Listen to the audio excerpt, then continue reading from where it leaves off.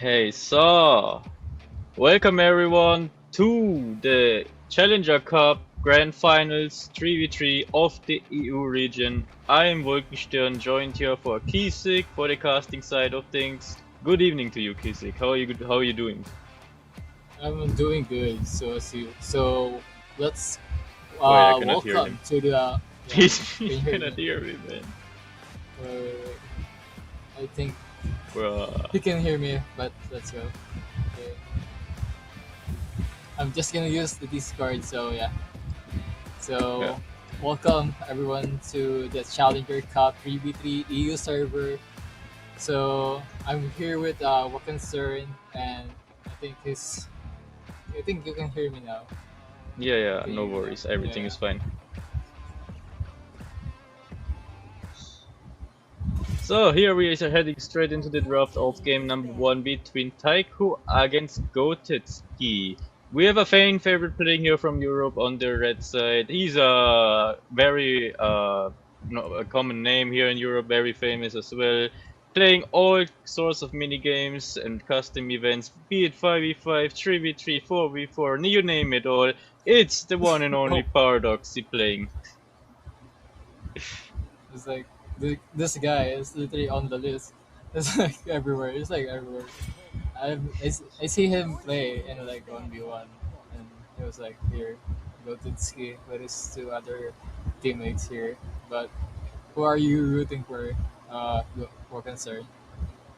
I am rooting, of course, for good gameplay, but like, yeah, personally, I just find it interesting to see the same person popping up over and over again Okay. for such events. It just means this person is just that good to qualify every single time for a grand final. So we will see if he's living up to the expectations or if the challengers are gonna be able to put a scratch into his armor. Yeah, it was like the top guys here, or it's just the one who's guarding the gate for this grand finals. But I might root for Team Takeo since I'm a fan of Takeo, like the anime one. Could be inspired to that anime, but first pick is gonna be Fredrin. I don't think like Fredrin is still a good pick here, but we'll see. So maybe Paketo is still up there since we got bumped. Like if the SEA games are any indicator for what is gonna be picked here, yeah, I expect the player here. She's been very strong also in the SEA Grand Finals, but she lost most of her games actually. It's like aside from one game, she lost every single game. But let's see if Team Goatski are able to utilize the Freya well in this matchup here. As we see the response coming in here from Takeup most likely with a Kaja and a Harif. I'm not sure if this is not a bit too tanky because you really rely on one damage dealer basically. You have two tanks and you still need to clear three lanes. Like you don't have much wave clear in this team composition if you go that way. So maybe they're just like playing for one guy just to have only damage on your team. It's like very hard, but your guys are so tanky. But your enemy is gonna be like Freya and still Ruby is still sustainable and has a great sustain when it comes to a team fight. So it's gonna be hard for this one. But I don't think that Harry can go wearing a bit flashy here because when you're up against Ruby, it's gonna be hard. That's for sure. But Kaja is still there and also a Predator that can help you with the taunt. So yeah. Mm, Martis is also a good pick here from Goatski. I'm not a fan of Xborg here. You need something with mobility, something with damage. They still go for Xborg here. Yeah, We it's are like gonna see then if this is gonna work. Yeah. it's like the top global X-Boy player here, so I was like very confident to just pick that. Maybe it's like a good pick still. He's been dealing so much true damage with his passive skill, so it's not gonna be hard against Fredrin. But you have better options to make. But yeah, let's see what Pavadox see. indeed, and we're soon heading straight into game number one. Make sure to stay here if you are interested. We are also giving out redeem codes you can redeem. Just make sure to check out the live stream chat and follow the instructions in order to redeem them. They're gonna show up throughout the entire stream, so make sure to redeem them once you see them. And we are heading straight now into game number one of this grand finals. The grand finals are being played best of seven, and your goal is basically to just destroy the enemy like the enemy base, in order to secure a win. And the first team to win 4 games wins the grand finals. As we see here already, the first rotations coming in with Goatski, both members going to the mid lane instead of the side lane, while the Xborg is getting a free, the Xborg is farming his jungle creeps, and now the both fighters from the mid lane are splitting up to their respective side lanes. Like Fredrin still gets a minion there, so that's not really a loss here. And we see the mid side lane minions are also being secured for both teammates, so there was not really any minion lost, even though they both went to the mid laners for the first wave. So maybe the Goatski has a plan in mind while doing this. Like we see the Ruby already has a little bit of XP advantage over the Kaja, because she shared the minion wave from the mid lane with the Freya, so Ruby will be level 4 before the Kaja, so that's an advantage here. Yeah, indeed, you are correct to that. But they have like a structured mid early game rotation here, so it's gonna be like them like giving them extra XP and also gold here. So it's gonna be hard for the side of the taker here, since Fredrin clearing up the mid into the mid lane. So it's gonna be like 50% off to that like get the full gold here. But it is quite interesting here for Fredrin just going to XP lane and just wait for him for his teammate just to get a level 4 here. But repeat, still get a level 4 here. So 3 seconds into the turtle, we will see what they can do here. We already have seen the level advantage from the Goatski team over Team Taiko. Like they are utilizing it to its full potential. They are able to secure this turtle without any contest. But in the meantime, Wait. Divine Judgment being used from Kaja, but Ruby with the I'm offended as well. But no follow up. Like those were just two ults being traded, and Arif getting free gold on the gold lane. Like at the end of the day, there was a decent trade. Since they lost the turtle, yes, but Harif got some free gold here. Like you can see it also in the gold. Like it's not a big difference right now. Oh yes, those device judgments will not be enough just to kill the guy here. It's gonna be more independent on the damage that your teammate will have. So maybe Kaja would go for like a bit more damage here. So it's gonna be a magic power here. So in order for him to just to kill a guy here, he needs someone to help him with. But as we see right now, Export is just invading the camps of the Brethren here, and still 1v1 onto the top lane.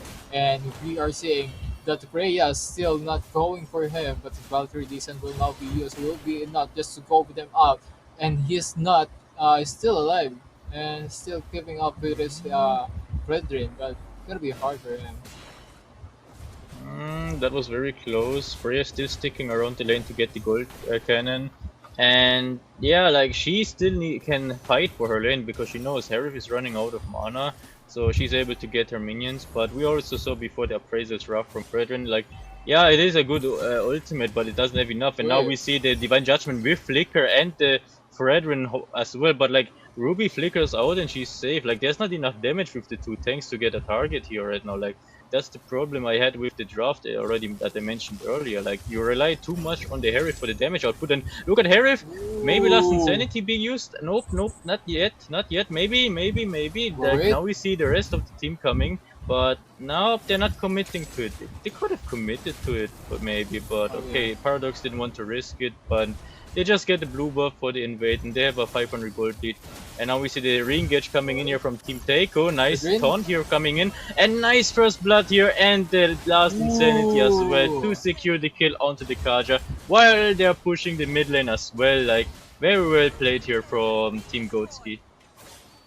Yeah, the X-Boy really deal so much true damage here. They need to respect this damage, and Audoxy is still keeping them less gold here. So like they're like stealing all the buffs or just creeps for the side of our brethren here. It's gonna be like hard for him because X-War is still he doesn't need to go to the base just to get healed or just to get his HP back, and he still keep going. But in our bottom lane here, it's like a 3v1. Kaja is still coming on, is still chasing him down with the last insanity of X-War. He's still will still be enough. Yes, it will enough just to kill Kaja here, but they got a tower takedown on the top lane. Like Team Taker are playing this very smart. They know they cannot win it in a straight fight. They're just trying to split apart the map, try to isolate some members from Team Gotski, and try to get as many trades as possible. Yes, they know they don't have a strong team comp right now, but they're playing it very smart macro-wise. They're also funneling all the resources onto the Herif, so that the Herif might be able to carry later on. But the problem becomes later on if they're actually being engaged on, like with the Valkyrie Descent coming in here, with the last Insanity as well. I'm offended used as well, every single ult used from Gotski, and they got the kill onto the Brethren at the end of the day for free. Like, that's what I'm talking about. Like, what can Taiko do if there's a full commitment from Gotski? It's gonna be hard for them just to win them back. And Divine Judgment will not be enough just to take him down. The damage is still not there because Kaja is really dependent on what his teammates are capable or can really deal here. But it's really the drop that are still giving them gap, and it's gonna be hard for them. And it's like Goated Ski will just dominate this one, but here comes the top lane. Freya will now use the Valkyrie Descent, and he will now just disengage this one.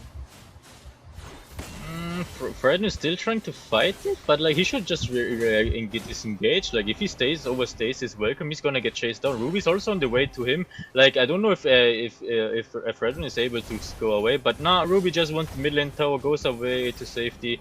Not much they can do right now, and as Xbox secures the next turtle of the game, the last turtle of this game, Ruby may be trying to do something later on. She has the flicker available with the I'm offended. She can make a set if she pleases to do so, but for now they're just backing off. Like it's a 2k gold lead around for Team Gotski, which is quite a lot considering it's a 3v3. Like it's around 1 item advantage they have over Team Taiko, but Team Taiko are holding the line quite well. But it's a 2v3. Why are they fighting? Team Taiko maybe getting a kill back, a Divine Judgment, and getting the kill onto the Ruby. Last Insanity being used from Paradox, but can he get the kill? No, he has to go away. He's getting chased down, and it looks like he's not making it out alive. And there comes Taiko swimming in the game back, but Freya coming with the Valkyrie Descent. She's not done yet. She tries to get him, gets the Herif, and maybe the Kaja. She still goes for more, gets the Kaja as well, and it's a 2-for-2 at the end of the day. What a crazy trade. Yeah, it's like a 3v2 and now it's a 2v1, and Freya still holding them down, and he will get a push here into the top lane. They may have a chance there. It's like if it is 3v1 with the Brethren, but Brethren goes like, oh, I'll just steal all their buffs, and those two teammates will just have their time just to kill Freya, but it's not gonna be enough. But here are in the top lane. Freya's still there. He's trying to commit, but he will not be the damage is still there, but the tankiness of the Brethren here is still going on. But yeah, they just need to wait for another Lord here. So maybe they need to pick a fight that they can literally gap them out, but it's gonna be hard because they only win because it's gonna be a 2v3. But once we get into a 3v3, it's gonna be hard for them. But we'll see what they are capable of. Oh, Kaja secured the blue buff through a miracle with his passive, so very well played here as Gotski are not able to steal it away. They have to set up around the Lord now, and they can just fight it. They are the stronger 3-3 team composition. Team Taiko need to play the safe, unless they know that Xbox isn't there on time, and there we see the Kaja and the Brethren fighting already in there, and we see Herif coming in here, and we see the Divine Judgment, and we see the Zaman Force used from Herif. Praise perfect the Lord. Zeman Force, but the Rainbow Bandit coming in here, and Fredon also falls down. Freya is still chasing down the card who has to flicker away already, and it's 2 for nothing, and that should be a free Lord for Gotski. What happened in the team fight? This is what I'm talking about earlier. It's gonna be hard for them when it comes to 3v3. They only win to that fight earlier because it's only 2v it's gonna be a 2v3. But for now, it's like a full damage coming into your soul. So it's gonna be a free lord for them, and Deiko need to pick the fight, and here we are taking the fight, and but Harry still got so much damage here. So he needed like to farm maybe a bit more like 3k gold. So it's gonna be a long way for them just to win this one. So yeah, They have to hold out for now, but we see already the man force being used from Harif. Nice taunt here coming from Fredrin, but aside from a bit of poke damage, they're not trying to commit for more. Like, they know, like, if they overextend, they're gonna get punished, and then Team Gotski could run away with the victory prematurely. So they have to play that safe. They know already that the Team Gotski are split apart right now, so that gives them the opportunity to maybe try something. But we see Harif alone using his man force to get away, and it's running out soon, so that he won't have it available for the next fight. And Freya is already coming dangerously close with the engage. Maybe she's okay, going in, maybe with the Lord. Freya. Nice taunt here coming in, but nope, Ooh, nothing nice. happening here. Nice shield, like the Team Taker holding the line for now. Nobody dying, and even though they have the gold deficit, they're still fighting in this game. Kaja, we they may have a chance here. That is really a good defense coming in from Keiko here. But Ruby still going on. Gotta hook here. But the Purify is still going on. But one man down for the side of Keiko. They still keep going. Appraisal Rat will not be enough just to kill them down. It's gonna be a 1-4-0 for the side of Golden Ski. But Kaja here is still going on. Gonna be a 2v1 and holding them down here into the our mid lane. But Kaja still can Oh. escape the darkness of the golden ski, and they will now proceed into the middle lane, and they will now try to end this one. It's gonna be a 3v2, but it's gonna be hard for them because they are minion wave are being spawned here into our middle lane. Summon Force will now be used, but Appraisal Rat once again, last insanity just to take the Brethren down. So this just gonna be the last seconds just to defend the bottom lane and the mid lane. It's gonna be hard for him. It's just 3-3-1. So this will game it goes to Golden Ski taking down the Taiko into game one. What an amazing display of skill in game number one. Like as I mentioned already before, it was also partially because of the draft. They played it out really well with the draft they were given. Like from Team Take's side,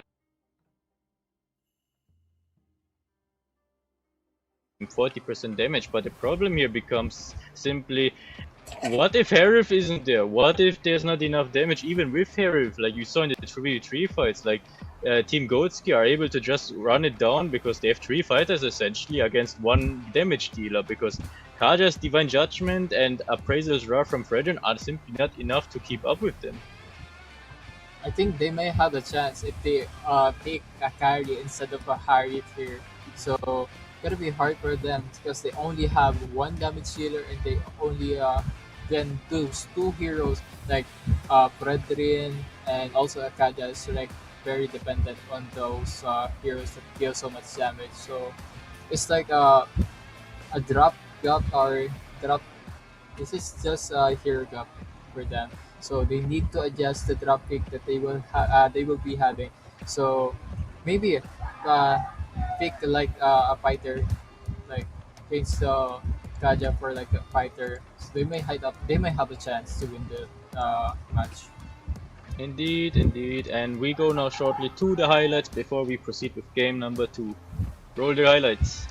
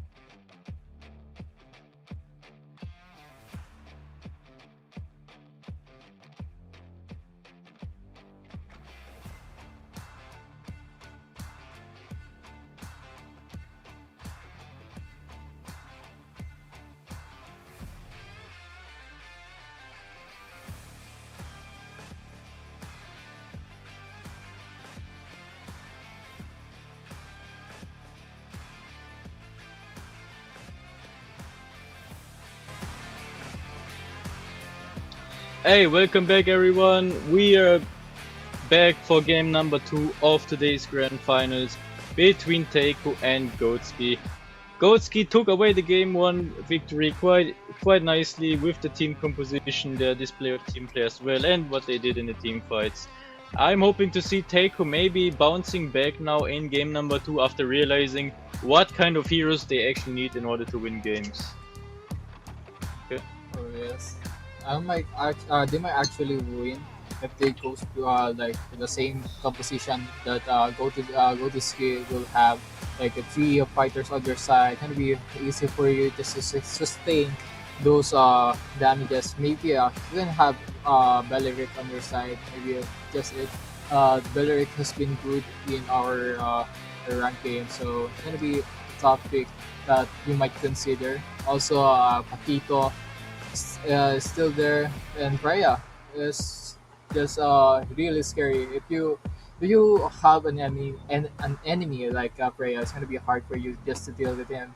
So you might ban the Freya here or for the side of Keiko, and maybe go for another Pedrin with a different composition on your side.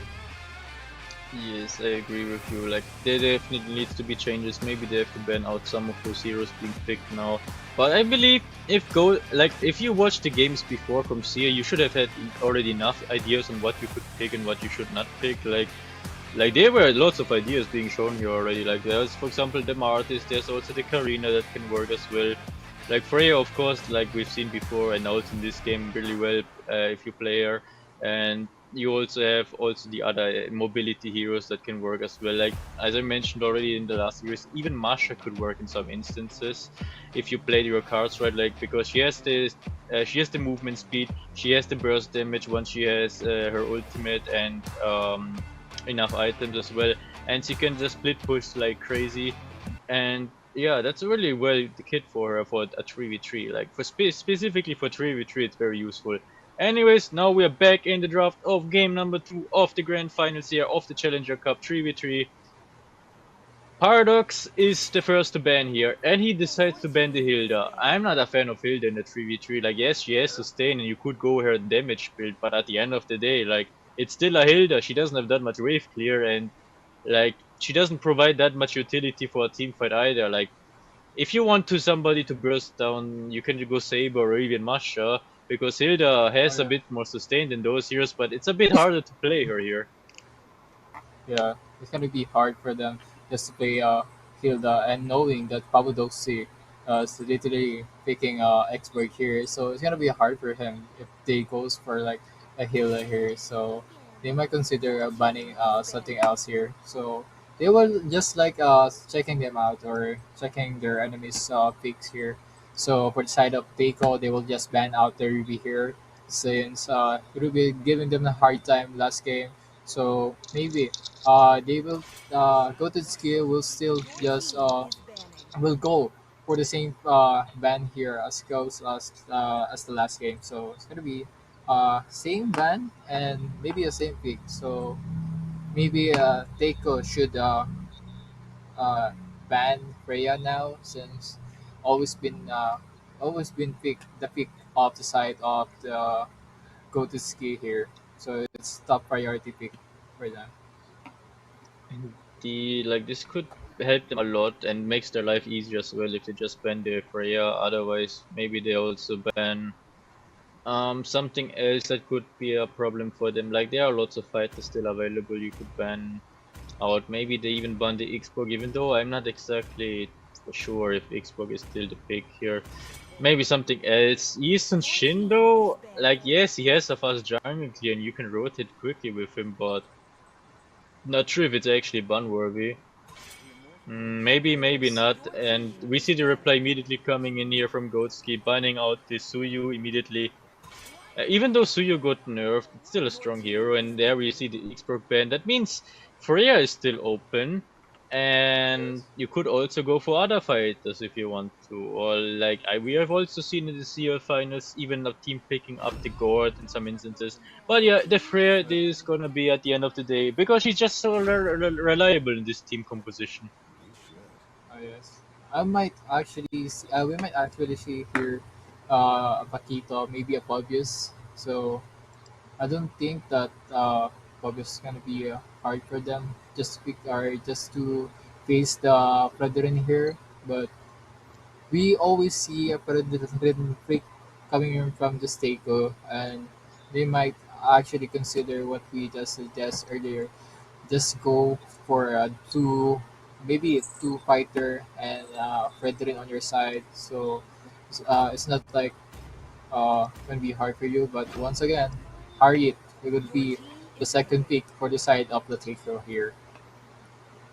They are going for the same team composition with which they lost before. Like I think they have to change the Kaja at least because the Oh Kaja, yeah, the Divine Judgment, they didn't really do anything for his team. They need something else. Maybe a split pusher like Benedetta can also work in this case, or anything to set up the Herif as well and also deals damage. Like you need something that can help the Herif and also deals some damage. And now Team Goatski are going maybe for the Kimi and the Badeng. We have seen Badeng once, I believe it in the previous series was a pretty good pick here. And on mid lane they decide to go for Kimi. She can also play lots of pressure, can farm really well and help out her team. And oh, that's interesting. We haven't seen this pick today yet, and it oh could yeah, work in some instances. As long as you go the other build, you don't go full tank build on this one in this 3v3 Asakai. You need at least something. I'm not sure yeah, about Baksha here though. yeah. I'm not sure about Backside here. It's like having a two tanky hero once again. But yeah, Ake is still up there. But if you want to play Ake right now, it's gonna be something like you wanted to go with for like jungle, so it's gonna be not a bit hard for you. So maybe a Leomord pick here is still suitable for this one, but maybe it's not gonna be hard for him. It's like chasing the Kimi down onto the our backside backline for the side of the Golden Ski. We'll see what they can do here, and Badang is still scary as that. I mean, if Badang gets to here, like even Fredrin alongside with Liam right here, it's gonna be hard for them just to face the ultimate that's are coming on. So this team composition is like where they change one hero for the side of Keiko, and it's like two goaded ski here. So it's gonna be an interesting match for the for our second match. So let's see if Teiko is gonna take back a game and tie up the score, or if Goatski are running away with a 2-0 after this game. We are gonna see how this is gonna develop now, as we see now Goatski running on down all three lanes this time. They changed up the plans. In the first game they went with two fighters to the mid lane and then split up. Now they all go to their individual lanes. Like they have something planned for every single game. Like that's interesting to see. Like we see now Teiko using the same strategy as Goatski from game number 1, but this time Goatski are actually cutting the lane, for example, on the bot lane. Frey is free to push, and now Teiko have to think, wait, can we afford it actually? Because now Hirve is guaranteed to lose a minion, and it's not as effective as when Goatski did it last game. And look, Hirve is still Yeah. being denied more and more minions. Like, Hirve lost, I think, at least 2 minions by now. Like, maybe 3, look. Badang is just So blocking the Hirve from getting to the wave. Papadoxy, know this one. Literally blocking carries here into getting creeps into our bottom lane. But here we are. Papadoxy is super low, but he will now just run for his life, and maybe he got an advantage here. It's gonna be a 2v1. So we'll see what this hero can do. That strategy is really nice because you have the opportunity to delay your enemies here, but it's not gonna be that big because Harriet still uh, cleared the middle lane minion, so it's gonna be hard for him just to taste the XP advantage of Badang here. And speaking of advantage, we see now Teiko going in for the invade themselves. Like they are being more proactive compared to last game. And because Harif also got the gold crab, I think, on the bot lane, they also actually have now a gold advantage now. And yeah, like Fredrin is level 4 already. The jungler Like the Team Goatski aren't even playing with a jungler this game. I just noticed like Yeah. it's gonna be very hard for them to actually outfarm Teiko. Like if the jungler rotations are efficient, then the jungler has the advantage over a hero. And now we see the bot lane maybe some action coming in here with the fist crack as well, but nothing happening here. As we see Badang still just pressuring a bit the Harif, but at the end of the day, Ooh! he flickered, but he missed. But here comes Phantom Seal will now be used by our Layer Mode here. He's trying to chase him down. It's gonna be a first blood coming in from him. Those second skill with a flicker is not be connected to getting into Harit here. This is just an unsuccessful engagement with his Badang. They might actually Teiko might actually have our advantage here, getting a gold plate here into our middle lane, and still Freya still farming. He just get free farm here into our top lane. So Freya still getting so much item here, but Leomord still up to a level here. But it's gonna be hard for him. But the Balrog Deason will now be used by our Freya. He's trying to poke him down. With those players are now trying to disengage and to just get maybe a creeps here into our top lane. At the end of the day, Team Teiko have a slight advantage, but Goatski are still farming quite well considering they don't even have a jungle.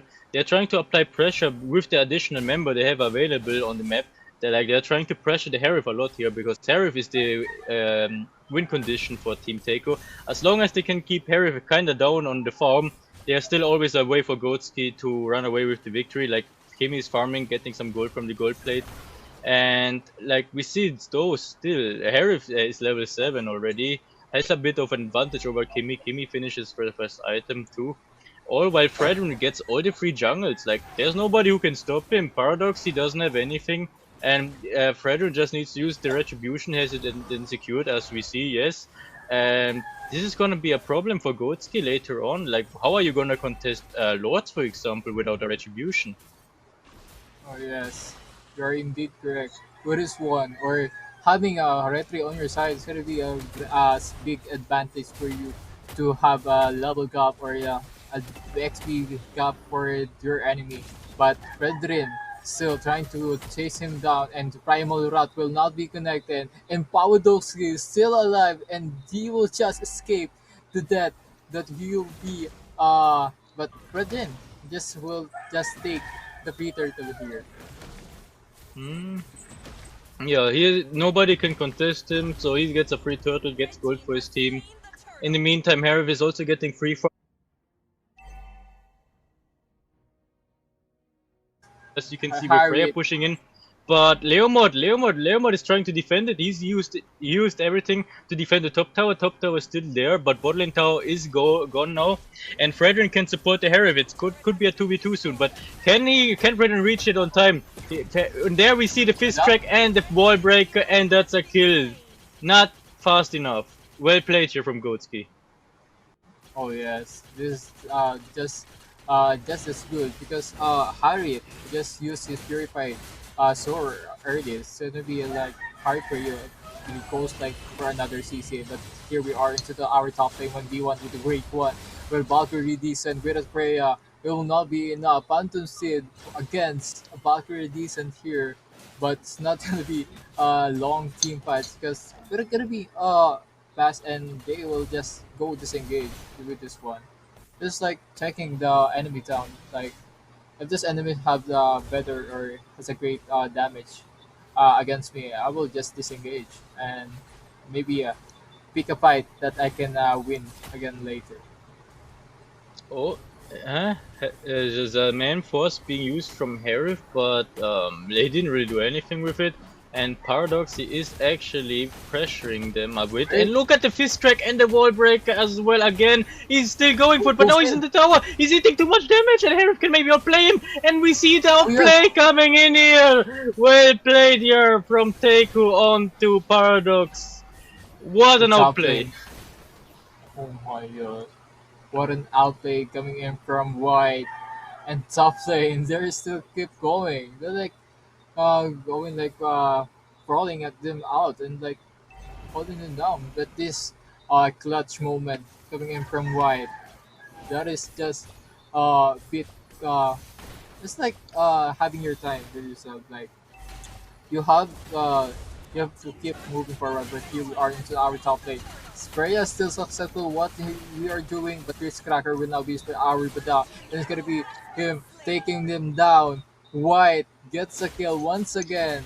This is what they really wanted at the first place. Appraisal's rough being used here from Fredrin, but it's not enough exactly to get anything done. But Freya with the Valkyrie descent is able to dash away and go to safety, while Kim is pushing down the mid lane turret as well. She's probably getting the tower, but nope, she doesn't want to push it. That was a free tower.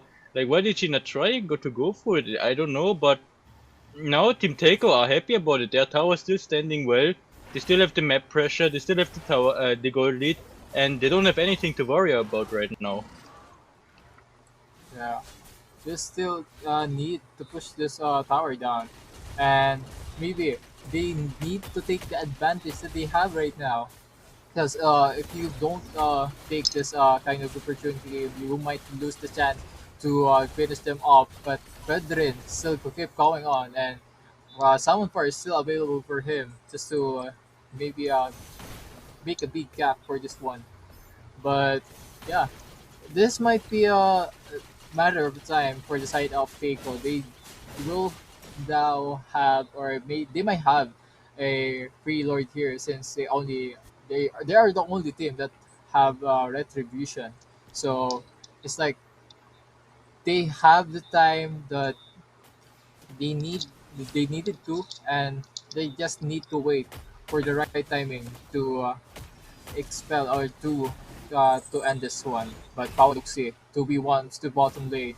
He will try to escape this one with his phantom steed of the Leomord here, but he will go down into our bottom tower here, but he gets the kill. 2v1, but here we are into the tower top lane. Summon Force will now be used by our Harry. Still keep going on. Maximum charge will now be used by our teammates. We're gonna be a 2v1 clutch for this guy. And Spreadrin is still helping him out. And it's gonna be a double kill coming in from White. Wow. This guy's really good with using Harriet. This is what they are expecting into our game number one, and now they are getting them back or winning this duel with this 2v1 situation into our top lane. Yes, this was very well played here from Team Taiko, taking control back over the game, running away with a 3k gold lead right now, securing the first loot of the game as well. As we said already before, like this is attributed a lot to the fact that they don't even like that Team Goatski is playing without a jungler. But no, they're chasing Right? down the Fred. Appraiser's rough coming in, but not enough damage as he's still getting chased down. And here comes the recovery from Goatski, securing the kill onto the Fredrin. Now they have enough time on their hands to defend the Lord minions. Mid lane, top lane, bot lane, every lane is getting pushed right now from the super minions or from Team Taiko themselves personally. Lord is still up. The shield on bot lane will be gone, so the Lord is able to charge in as long as somebody's protected. There's a man force being used from Harry, forcing out the vengeance from the Freya and clearing out the lane as well. And they're able to defend the Lord as well because there are only two people right now from Team Taiko alive because Fredrin was a bit deep with the positioning. So this Lord is not exactly profitable for them right now. Like very well defense from Team Goatski, and Team Taiko need to reposition themselves because they realized, okay, we cannot do everything we want. We still need to play this mindful, otherwise we can also get punished. Yeah, they need to maximize the Lord for the next one. This is gonna be hard for them if they do not maximize the Lord. Uh, it's gonna be hard for them just to finish them off. So it's gonna be you needed to like have like 3v3 situations so you can have the advantage or you can take them down. It's gonna be hard for you if you're just gonna go for like 1v1 or 1v3 here, but here we go on our top lane. So this is what I'm talking about, 1v1 once again. But with Freya and Fredrin here, the Fraser that will now be used to summon force within and figure in for the Badang here. Face Crack will now be used. It'll be a suck out from this Harry. Harry is still doing it. It's just unstoppable right now.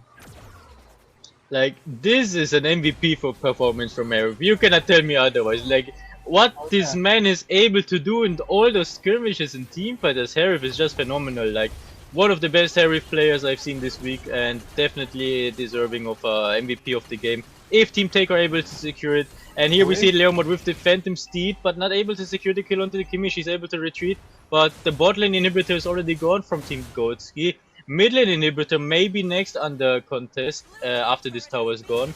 So now they are having a weaker side lane, far lane on the bot lane, which is problematic when it comes to Lord setups. It's not like they could have contested it anyways under normal circumstances because they don't have a retribution. So I don't know what the plan from Goatski is here now moving forward. Like they need to find a fight where Team Takeo's members are not coordinated in order to get something done here. Appraiser's Giraffe being used from Freljord onto a minion wave so that his team has no problems then to secure this Lord, while somebody has to stay back to defend the lane. Otherwise, the minions are pushing into the base, dishing out good damage onto the base. So they have to play it safe, and Team Taiko are able to secure this Lord basically uncontested because Team Goski doesn't have the luxury to go out of the base right now, and we see the itemization here as well. Freya already has lots of items or of her items completed, same as with Kimi, and Bedang full damage build by the way, so technically Paradox should have had the damage to burst down anybody he wants. Well, not in theory, practically it's hard because like Fredden going tank build, Leomod going also for a sustain build, and Harif the only one who goes pure damage. So that's an interesting detail to point out. Like there are not many targets Paradox can even focus at this point. Yeah, you are indeed correct. They just need to have Harit on their side. They just need to give this guy a space just to kill those three mans down. But what we see right now is still Brethren dealing so much damage. But Leomord are still keep going on with his Phantom Steed, but will not be connected for the sake of Badang here onto our bottom lane. But they're still defending this tower down, and they might have they just completely defended this one. This is the perks of having a team on your side. You can easily defend your turrets here, but here we are, Presidents going on. This Phantom Seal will not be used with the Summon Force of the Harry. They will still keep going on with the Valkyrie and just to disengage this one. Gonna be a 2v3 fight right now. It's gonna be hard for the side of the Goated Ski, but Scheme is still dealing so much damage when it comes to our creeps here. So we're gonna be enough just to defend this one. And wow, great defend for the side of the goated ski, but there is still one way to come into our middle lane. Phantom Steed once again will now be with the Summon Force just to lock the towers down, and they will get the free kill here. Killing free for our Harry. It's gonna be Harry just tower lock, and they will just get another one here, or they will have 1 point. It's gonna be 1-1 for the side of Teiko versus Golden Ski. What an amazing game we've seen so far. Like this is what they initially planned for game number one. I think they just realized, okay, it doesn't work with a culture. You need something else that can provide cover and also deal some damage. And you can see Leomord was the perfect pick for Team Taiko in this instance because with the Phantom Steed and with the help from the Appraiser's Wrath, from the Fredrins, and also from the great as a man forces from the Harif, they were able to secure most wins in the team fights, and they always come out on top in most of them. Like this was a very great match here played from Team Taiko. And after we are looking at the highlights, we can discuss on how Team Goatski are gonna react to that. To the highlights.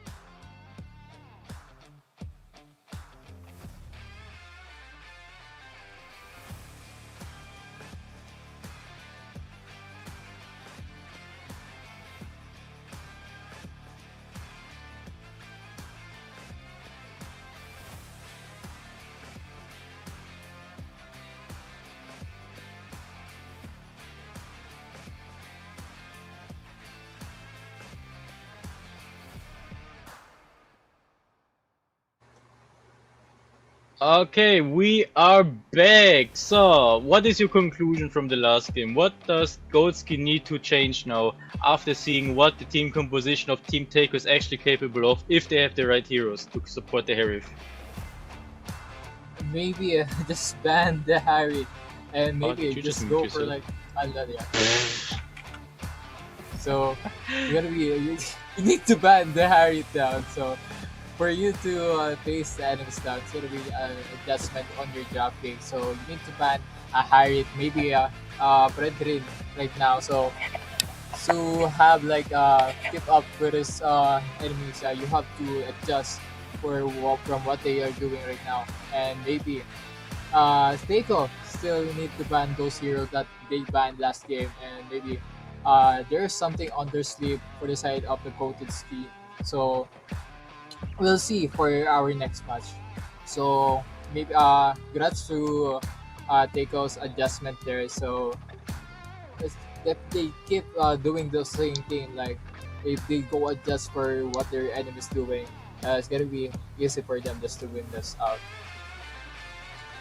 Indeed, like Taiko has shown great Yeah, yeah, adaptability, and they know how to change and switch up the drops if needed to do so.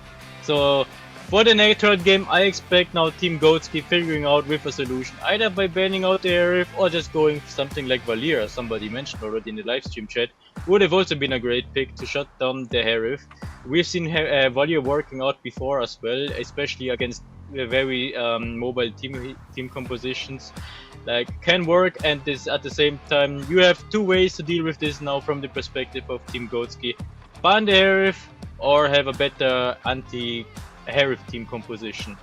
So the ball is up to them, and we are gonna see in the draft now what are they gonna decide to go for. Like now we see Team Taco back onto the blue side, Goatski is on the red side. That means they have the last pick after seeing Taco's pick. So I'm interested to see what Team Taco is offering now onto the table. They probably know, okay, Harif is probably gonna get banned now for the rest of the series, but what other plan do they have left? maybe they'll just go for an Akai here if Brethren will be banned. They just show the Akai wants it. So it's gonna be hard or it's gonna be easy for them if you have Akai on your side. It's gonna be a Tonki, and the last two items you will have the Endless Battle or Malefic Roar. So it's not been really a bit tanky, but give a lot of damage when it comes to late game. So maybe they just need to have a better option, and still they have the same fun. X-Board also for the side of coated ski is gonna be Hilda. So I don't know why they always ban Hilda here. Like I don't get it either because you can deal with Hilda and she's not that threatening as long as you know what you're doing. Like the bigger issue are heroes like Arif, as you've seen. Like even if you have a draft like that can theoretically do something against him, the problem is that if there's enough protection and cover for the Arif, he's just gonna use his cement force and just dish out all the damage for like equivalent to two or three people. Like you need to figure out some solution against this. And with Xbox and Ruby being banned out, the options that are available to shut down a Harif are getting smaller and smaller. They need to figure out what to do against it. Like I don't know if Gotski are actually letting Taiko pick Harif a third time today.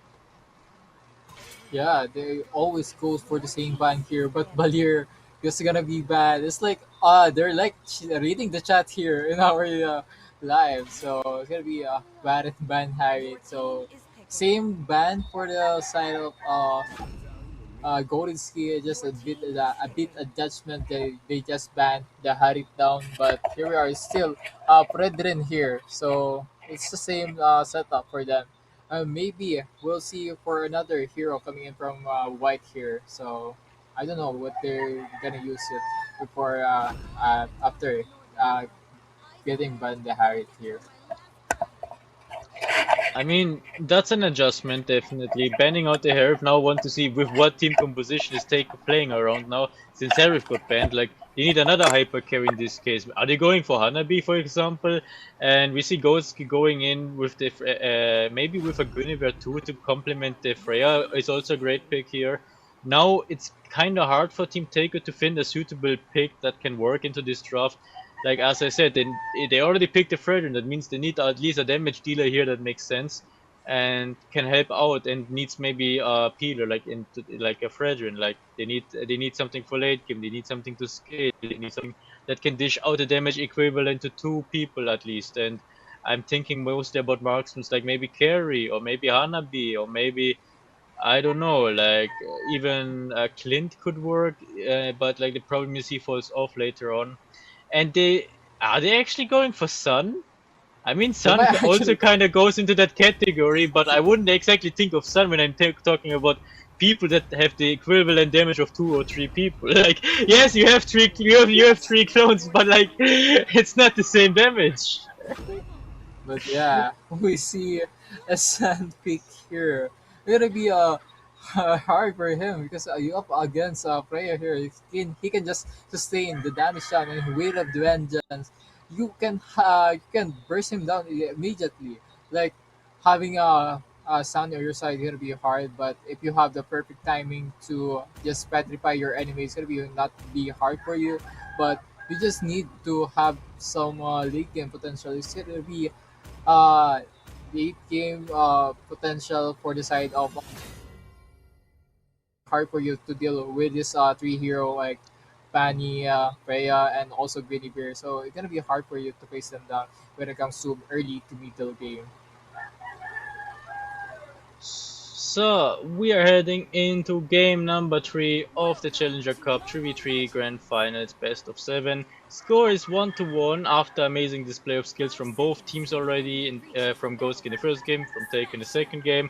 And now in the third game, we see Paradox on his signature pick, his beloved Fanny. Like, if you have seen his custom event 5v5, be it whatever event it was, and like it was mini games like 5v5 or even in other events like 101 or even 3v3 events, his Fanny is something unique in those type of tournaments. Like, I'm excited to see if he's gonna able to replicate the same kind of a success he has had on Fanny also from other events, or are Taiko gonna stop him right here in this track and force them to think more about the draft, because now we see Leomord already punishing the Guinevere for being late onto the lane. Half HP here, and we see Paradox already I think going for the fight, but he got petrified before, but he's going for more cables. He missed some cables, now he's going for it, and maybe he gets the first blood to the sun with the help of the Freya. Well played here, first blood going towards Goatski, and good cables at the end of the day. yeah, Pawadosi really been a great Fanny user here, so you might actually ban this guy's hero. But here again, into our top lane, we were just gonna go for a knockup there, but Panay just needed to have some time or wait for his teammate just to give him space to just to cable him down and just to deal so much damage here to our or into his enemy here. And Winnie still he got some point or he got 100% accuracy for this one, and maybe Funny will Ooh. just to take him down, but here we are still cable just to finish him down. Wow. I mean, that was very easy for him to secure. In the meantime, we see also some action going on there on the mid lane as well, with Fredrin trading a bit with the Freya. Not much going to happen at the end of the day, but Sun is gonna be able to push the lane on bot lane for free, while Fanny was pushing on top lane with the help of the Guinevere. Like, they got all the gold plates now, and they might try to go for a pick of their. No, at the end of the day, they decide to actually contest the turtle. Now, Fanny is already at the turtle. Paradox is ready to maybe steal it. He's maybe cabling in, and he's not able to steal it. Nice retribution from the Frederick coming in here, as we see him using their appraisals. We see the Frederick going in for the invade himself onto Paradox's jungle. What can Paradox do without his retribution? we still have Fredrin who's trying to poke away Paradox, and now we see help coming in here with the Freya going in with the Valkyrie descent here onto the Fredrin. Doesn't look like he can make it out alive, but he makes it out alive. Nope, he does. There's the Prison Disrupt, and there's Penny coming in here as well. And there we see the kill from Freya onto the Fredrin. Well, that was basically the power of team play, you could say, to some degree, but it looked very messy to some degree. Oh yes. Praisal Raptor will not just connect, and those chances that Freya will just take advantage here. But Fanny still has his double blue buff here, but here comes Guinevere with a Violet Recap. It's gonna be Fanny taking him down. This guy is everywhere.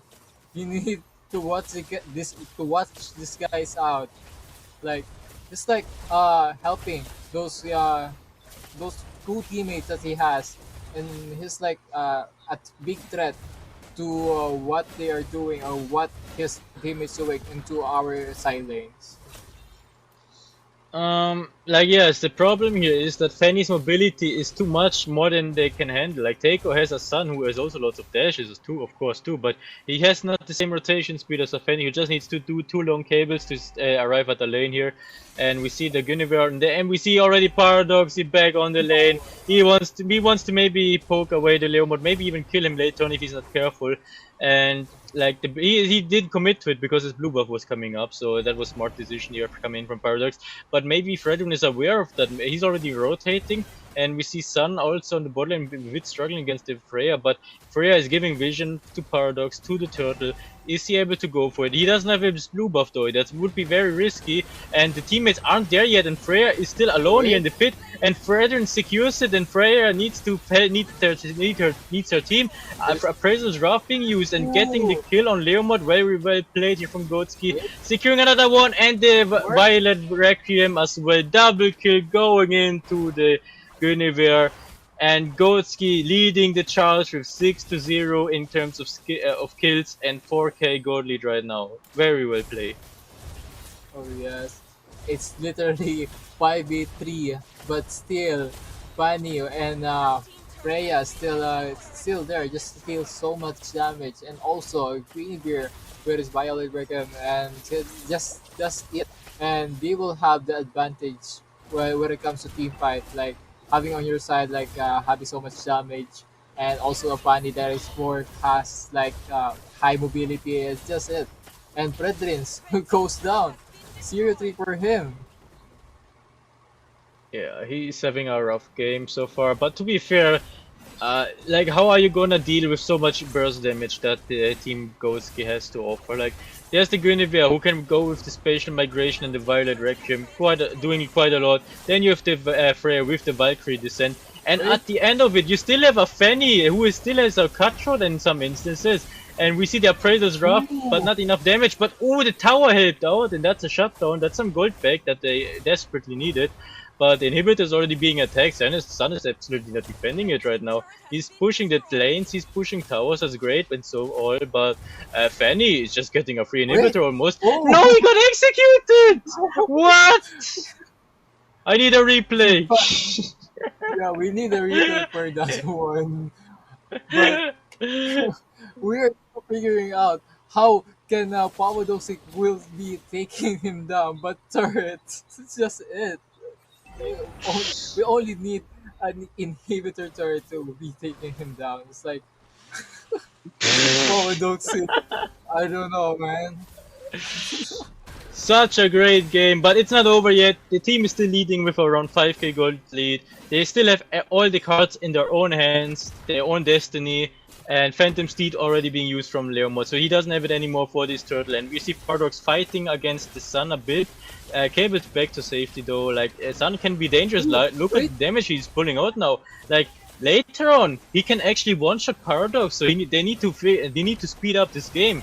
Like we see Paradox securing the last turtle of this game. Fredrin being a bit charged against the Freya, and Freya going in with the Valkyrie descent. Now we see Fredrin with 1 HP spatial migration coming in here, and we see more damage coming in here. Freya is still fighting, and is the next target. Maybe I don't think he can go away anymore. Freya is still chasing him down, and yeah, Wait, he's trying his best. But maybe his April's Rough is coming back on yeah, time. But praise now Rob. it's now maybe a bait, and oh, that's the bait! Wow, what a clutch coming in from Fredrin. But here comes Stefani with his steel cable. He will now be taking Fredrin's down with his cat rope. But Sun still keep going over the second skill with a flicker. Will just connect and we will get a double kill here. 2v3 will be of the fight of our matches for today. And Doty still keep going. He's going for the triple kill right now, but it can be a thrilling spree for him. 5 seconds for the brethren just to respawn, and he will just now be defending the turret that he only have right now. Well, they are still in the game. They have to fight with against a 6k gold deficit though, and they don't have a limit inhibitor turret anymore. So that's gonna be very hard later on in the game. But they still at least have the shield on the top lane, so this is gonna be helpful for the next lord. It's just very unfortunate they don't have it anymore in the bot lane, and we see maybe a fight coming on the top lane. Guinevere may be in trouble as we see Sun Wait, with the Petrify and the taunt from Fredrin, the but drop? she's using the Winter Crown and she's still alive! Paradox Wait, saving what? her and the Praises drop too, and the Prayer with the Valkyrie Descent get the job done with the Spatial Migration Violet Requiem. What a clutch Winter Crown! I want the replay for that. OMG. That play is so goated. They literally are goated ski right now. And what we see onto our top lane, Vinegar is going there now, and they will now finish the game. We don't have time to finish the highlights there onto our top lane, but Golden Ski just completely dominate this one, and they will now advance for this 2 against 1 for the side of Golden Ski here. Yeah, very well played here from Team Goatski, especially from Paradox, as you can see. He got the MVP of the game, deserved. Aside from his one interesting moment against the Inhibitor turret, he played a flawless game. Perfect cables, perfect execution. Team Taiko need to figure out a solution after this. But we will talk about this after the highlights. Hello, highlights? Highlights? Hello? Hello? Hello? Highlights! Highlights.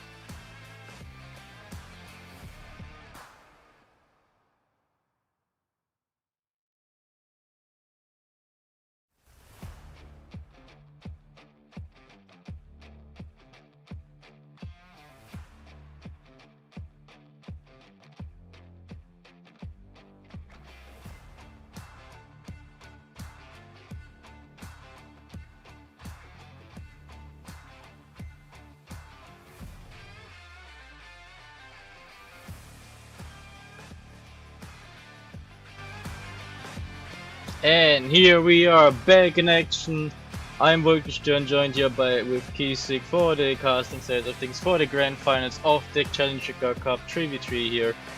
What an amazing game we've seen so far, like wow, what a performance. And what do you think about it from the perspective of Takeo? Like what changes do they need to do after seeing this monster? I don't know. You just Ah yeah, need you're to muted ban again. Fanny. You just need to ban Freya. You just need to ban Export. I don't know Hey, what's you're to muted. ban You're anymore. muted. It's like You're having muted. so. Ah. Oh my god, I'm still muted. So you just need to ban Fanny here, and you just need to ban uh maybe Export, and he still has so many needs to be banned right now. It's like uh there is so much hero pool for the side of the Toted speed here. So it's gonna be hard for you just to ban those having only three bans on your side. So maybe you need to prioritize to ban those heroes that can literally dominate you guys. So maybe a ban for like maybe Rupi is still there and Fanny, and also maybe a export. But if you guys still have the counter for export, it's gonna be hard for you. So you need to adjust your picks right now and like counter the heroes down for the side of Gotenski here. Yeah, like they need to figure out a solution. They cannot only rely on bans sadly, since there's only so few bans you can do, and there's so much you have to do take care of. Because Gotski has shown such incredible hero pool so far. Like they can play Guinevere's, they can play Fanny's, they can play Ruby's, they can play Badangs, even though it wasn't the best Badang game there, but still like they can play all those heroes and fighters that are very strong here in this 3v3, and Teiko need to be able to adapt to it, otherwise they are gonna have a problem here. And now we are back into the draft of game number 4. Gotski leading with a 2-1 over Teiko, sticking with the same bends as before. Like I just wonder what the thought process behind this is, because like yes, I would just give them Hilda for one game or Khalid. Like it's not the biggest problem in the world. And here we see Ruby being banned out immediately from team Taiko, as we've seen already. Ruby can be a big problem with the I'm offended, and now we see Khalid getting banned out from the side of Team Golski. Xbox getting banned out as well as you predicted. So Taiko is taking lessons from each game, so it's gonna be interesting to see what their solution now is. So it's gonna be a same ban for the side of the Golditski here. They need to ban the Pani for their last ban. It's gonna be hard for them. They're just gonna give this guy Pani once again. So Pao Doxy literally dominating the game with his Pani. But yeah, the Pani to get banned, and they will still have Preyas here. Maybe it's gonna be the same pick here. It's like Freya and still Peredrin for the side of Keiko, but they need to adapt to what they are picking the side of their enemy. Because if you want to open the bunny down, you're gonna need you got to pick an Akai, maybe something like that. So maybe you will have the pre-ban or maybe a pre purpose of getting counter hero for this hero right now, and still same pick for Goruski and Teiko. I mean, the Freya was expected. It's a very strong pick, and Team Taiko didn't really show us a solution against the Freya yet. Like, you need to solve that problem first before Team Ghost get probably considering other options. And Team Taiko going for a fourth time in a row with the Fredrin. Like, I'm not sure if this is gonna work. This time they're trying it out with the Lapu Lapu as a bruiser, basically. They have no damage. They have peel. They just need a core hero now. Can be whatever. Marksman. I'm not a fan of Sun. Like that's not a real core hero, and we've seen it doesn't exactly work. Now with Guinevere being picked up yet again from Goatski, they're just running it down like in the previous drafts. If it works, why change it? That's the thought process. Like why should they change a running system And now we see maybe Paquito coming in here as well, since we've seen it banned quite a lot in the SEA games, because Paquito is also a very strong hero. But he decides to go for Alpha. He really wants a true damage against the Fredrin and punish him. Like, look at the team composition yet again from Team Goatski. Same idea as the games before. Three fighters with lots of bursting potential, and like Team Taiko have CC, have Peel. They need a core hero now to deal with it. Minzitar maybe, but they are relying a lot on items, and if Team Goatski are running away with the victory in the early game too hard, there's not much you can do as Team Taiko. Yeah, they will have the counter for Veteran once again with the Alpha pick.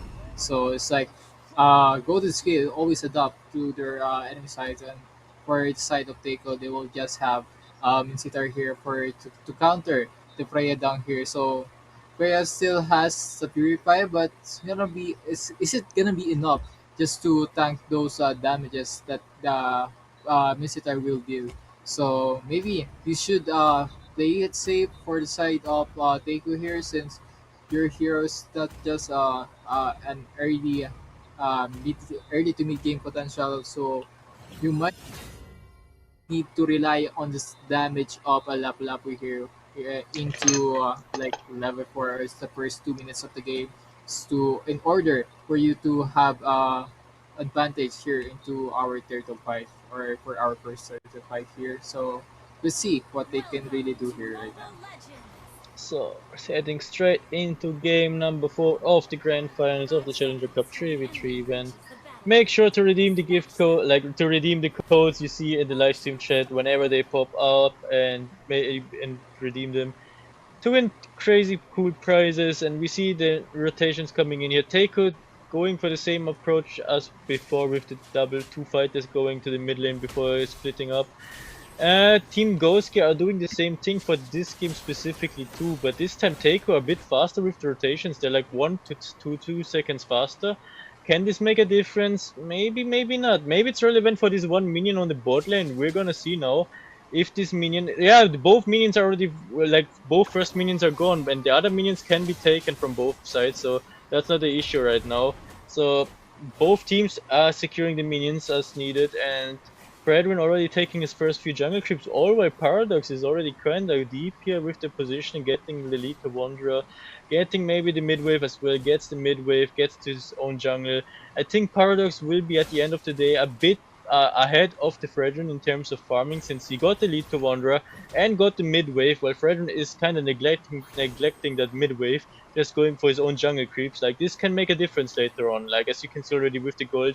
Around 200 gold difference, and now we see Spatial Migration coming in here from the Guinevere, using a bit of poke damage onto the Minzitar. Nice poke damage coming in here, but now we see Ferdinand level 4. She needs to be careful now, otherwise she will be dived on. And here we see now the gang Wait. coming in here. But Spatial Migration, Ooh. she goes for it.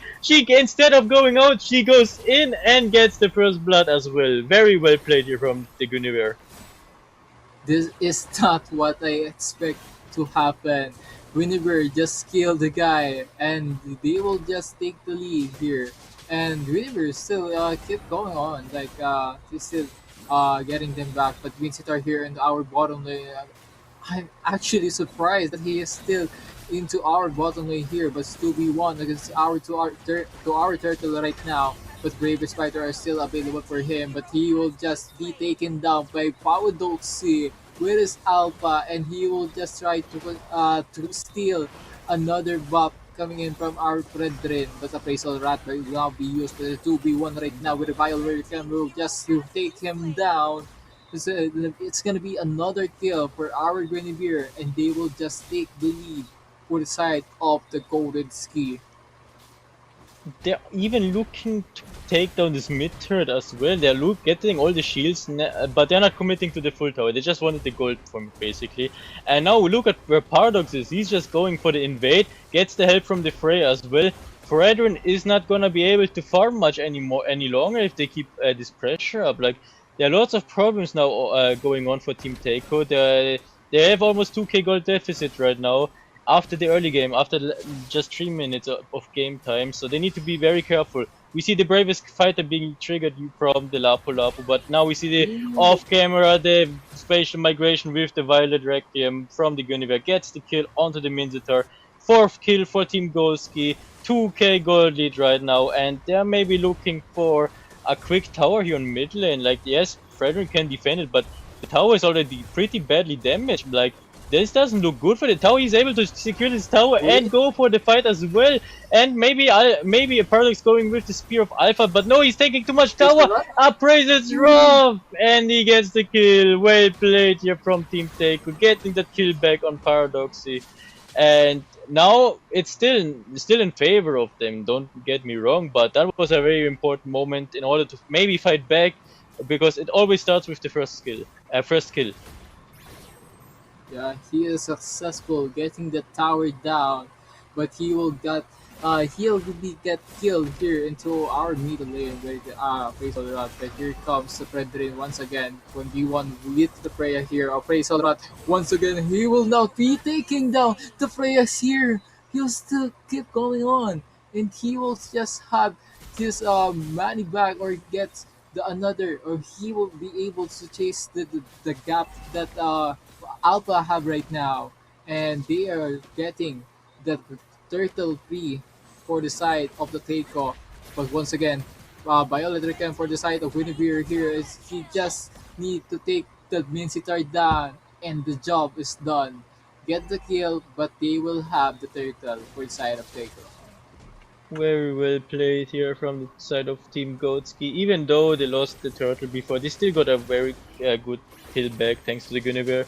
And now Lapu is under pressure. I don't know if he's gonna go defend it. And nice spatial migration. And now we see also the Spear of Alpha being used. And that's enough to secure the kill onto the Lapu. Like, that was too much damage to deal with.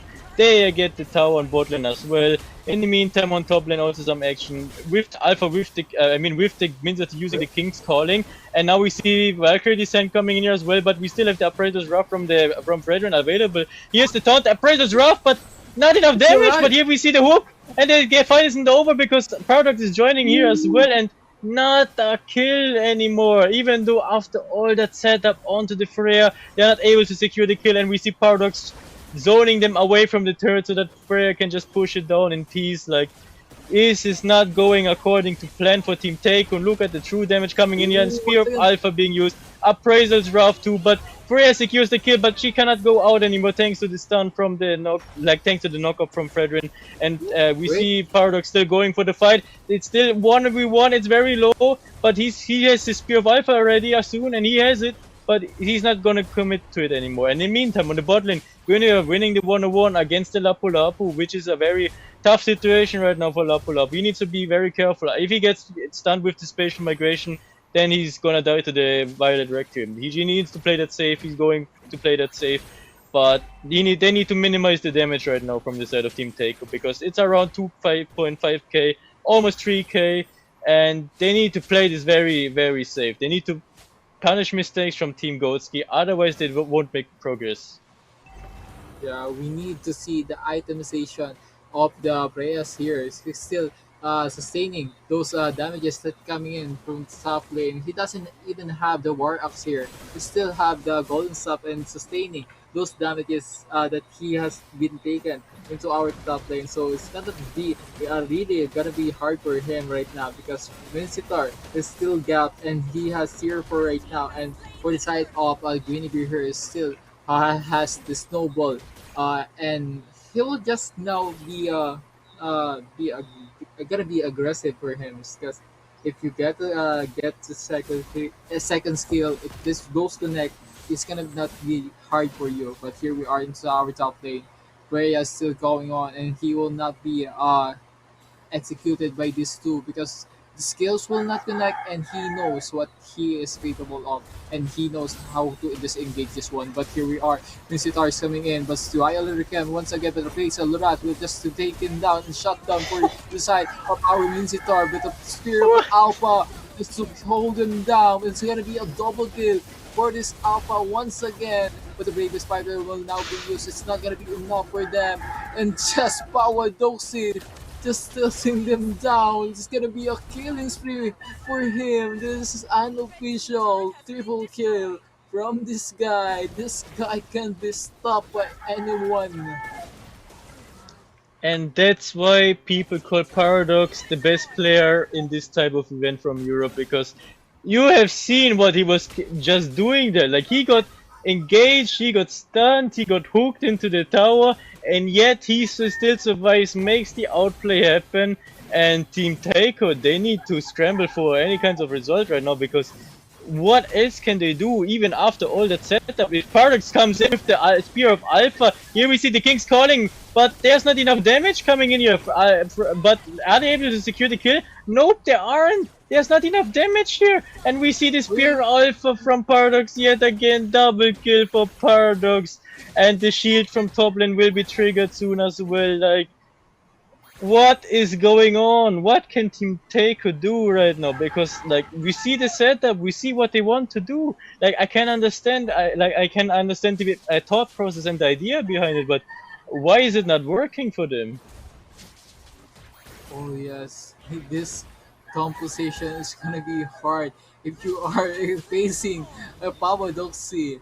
So it's like adapting to every his enemies been really dealing with, or there. This is like the gatekeeper for this tournament. It's like we see him on our first 1v1 tournaments like 3v3 and also the 5v5s. And facing this guy is gonna be tough because he literally complicated, but his Violet Become will just connect. Wow! Flicker with a Violet Become. Whenever is doing just some TikTok dance here. Yeah, this was very well played here. Thanks to the, like, that's how you know that this person knows how to play Guinevere, because she makes use of the passive perfectly. Can just flicker in, and now we see the King's calling from the Minotaur. Is this gonna be enough this time? Because this time the towers are helping out, but there's still not a single kill yet. But Guinevere is stuck. She will probably go down, and there he goes. Paradox as well shut down, and Team Taiko are suddenly back in the game. Are you seeing the redemption arc for the side of Teiko? They will just need to take the humans down, and Pawadosi will be shut down by the enemy team, and they needed to respect what their enemies are capable of. This is just the late game. This is just a glimpse of our late game here. So you need to respect what your enemies are dealing with, or what your enemies has been dealing much damage to you. But 1v1 will give up, but a appraisal route will not be connected. And Valkyrie's distant will now be used, but hooks coming in, and ultis are now being used for the Principar here. And he will just not be taken down by the Principar here for the side of our Seiko. Like, we see now the problem arising if Team Ghostgear are not able to end this game very soon. Minzeter with the King's Calling and all his items now available to him, he's gonna be able to burst down now most targets once he has his King's Calling up. Like, that's a big problem now for Team Ghostgears. They are relying a bit too much on Paradox carrying, and we see now the next team fight coming in here. Fredrin in trouble, uses the Appraisal's Wrath, but hey, now we see Team Paradox getting punished on their own turf, and we see Team Goski losing 2 members. Now it's a 3v1, and we still have minions. Now we see Freya charging in here with the Valkyrie Descent. Next King's calling here as well. Is this gonna be enough? But not enough damage here coming in. But now they are able to get her.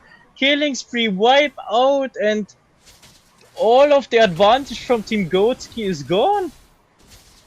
Oh yes, you are absolutely correct. And now we see that the Teikos will still get the Lord free from the side of Golden Ski. We see them getting a hard time to face those 3 mans down. But here we are as we close to our late game. They cannot be stopped. And as we see, they need to cooperate to have a coordination with this one. They've been really taking the fight 2v3, so they needed to respect the damage or the manpower advantage when it comes to our team fight here. But here we are. The goal here is to get the bottom lane destroyed. But it'll be a 2v3 right now. But Vincitor is coming in, but they will just disengage for this one. Wow. Mm, yeah, that was a wise decision. Any overcommitment would have led to the same result because they know once Minzita joins his team fight, it gets complicated. He has his items now, he has the damage now. And with the tools available to him, the team can set it up perfectly for him. And look at how fast he's clearing his jungle creep, for example. Like, he has the damage, he soon left max level as well. And now Paradox needs to be running away. Look, he's using his the Wait, Spear of Alpha to run away. Now we see the engage ooh, coming in here. Oh my look at god, the look drop. at the damage! And look at this, they're not done yet. And we see Freya Yep. from the back line, but she's alone against 3 members. She needs to run away, otherwise she is in trouble. And we see Where's Team the Taiko getting ooh. Freya. They're pushing the tower as well, and it's just Paradox against the world. We see how table have turned for the side of the Taikos here. It would just still keep going on, and Pawadoksi is still alive here. 1v3, what he can do right now. But Winniebear is still gonna be alive for right now. So they are going for the 3v2 here. Bravest Fighter will now be used, but ult is coming in from our Misitar, and they will now just be dead right now. It's 2 months down for the side of Takos here, and Lapu Lapu is still the only man alive for the side of them. It's gonna be a 2v1. What he can do, he just need to wait for his teammates here so he can uh, get that or just get the advantage back coming in from our golden ski here. So, the game is still on. Both teams have the win victory still in their own hands. Team Taiko has the advantage since they have the mid lane inhibitor already destroyed. But here we see going back to the replay on what happened here during the base defense when Paradox was alone here. Like, he needed to clear this wave, otherwise this would be over, and he was able to clear the minions and help his team with the perfect spear of Alpha before the King's Calling of Minzeta would have been triggered onto him. Very well defense here from Paradox in that moment. And now we see the situation at the Lord. Lord spawning and Team Ghostski are actually the ones trying to take it down. Team Taiko are a bit slow. They're going slowly towards it, but by the time they arrive, it would be already too late. Look how fast they're bursting down the Lord. It's too late, I Oh think. wait, And here we see Fredrin and Team Ghostski got it, and we see the Violet Requiem as well. Minzitar in trouble. He gets the King's Calling, but wait, they're nothing happening. Nothing happening. And we see in the backline, wait, they are oh, winning the team fight in a 2v2, and Freya needs to run away. She needs to stay alive, otherwise there's gonna be a big problem. But to be fair, there are only 2 members alive for Team Goatski. Wait, Guinevere, oh, you need to run wait, one. away! Lapu with the Bravest bravest Fighter. fighter gets the Guinevere. Oh. It's a 3v1. It's just Freya alive. What can she needs to defend this wave and then needs to play it safe. They still have the Lords here into our middle lane because it goes down the Valkyrie descent right now. It's gonna be a 3v1, it's gonna be hard for him, but Minskar is still going on to our middle lane, but still the other two will just go for a tower dive here. It's gonna drive this fighter for coming in from our Lapu Lapu here. It's just it. They need to push the towers down here, but it's not gonna be enough because Power C is still alive right now. And with this, the Team Taiko actually lost an inhibitor after all of this action. The bottle inhibitor isn't there anymore. And now Team Team Goatski has the advantage. But here we see the next fight coming in. And they're getting Paradox! Freya is in a 1v2. She still has a Valkyrie descent, but she's getting hooked, she's getting damaged. There's no way out, I think, but she's able to do that dash away.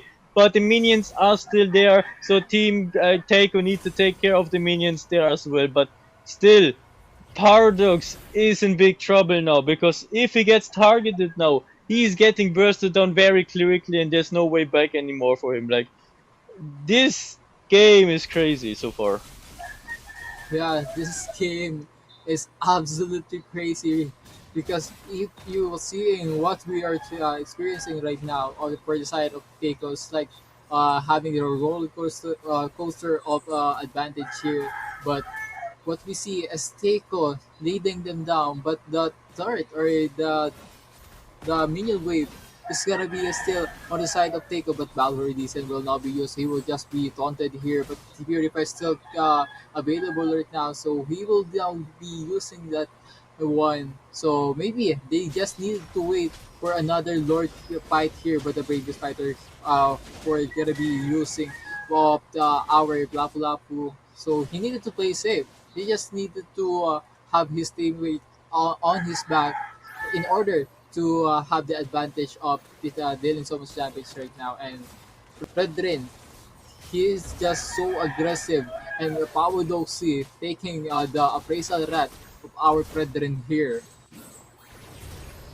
The problem here is the King's Calling is gone. Now they can go for the ring edge. And yes, we see the Violet by Requiem, and we see everyone getting stunned, and Fredwin in trouble. He's not getting the kill, and we see the Lapu is alone, tries to scale away, but he's in a 1v3. I don't think he's making it out alive anymore. And Team Golski go for the ring edge and get rewarded with the team fight victory 2-0. It all started because the King's Calling from the Minzatar didn't connect anybody. Now Team Goldsky are looking for a potential finish in a 3v1 against Fredrin. They have one big super minion wave from they have a big minion wave from the mid lane, and Fredrin doesn't have enough time anymore. He's trying his best, but we see Away, them all fighting him. still alive. Their minions are spawning and he's still alive, Whoa! but the base is Oh under my gosh. attack and it's over! They got the win after a long battle that's been going on. And Golden Ski will now proceed to our game match point. Wow, this is just completely dirt, just going for another win. And they only need to win another match right now. That was a very incredible performance. This game was very back and forth. Both teams deserved the victory here. Very well played here, and we are gonna go to the highlights because those are lots of highlights, and then we are going to the maybe all deciding game of the day. Match point now for Team Goatski.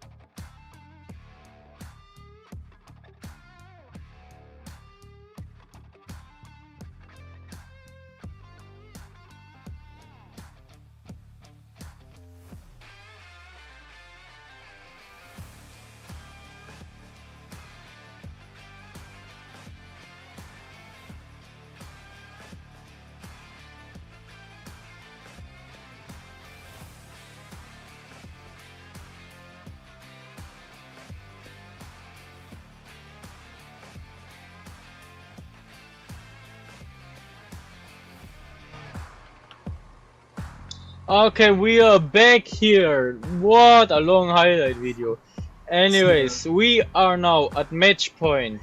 Gotski is at 3 wins, leading the charge against Teiko. That was a very intense game and it was probably also very exhausting for both teams here. Do you have any tips you can recommend for both teams before heading into a potential last game of the day? Maybe you need to drink a lot of caffeine right now. It's so intense. Like you need to have your alertness or your awareness to like an instinct.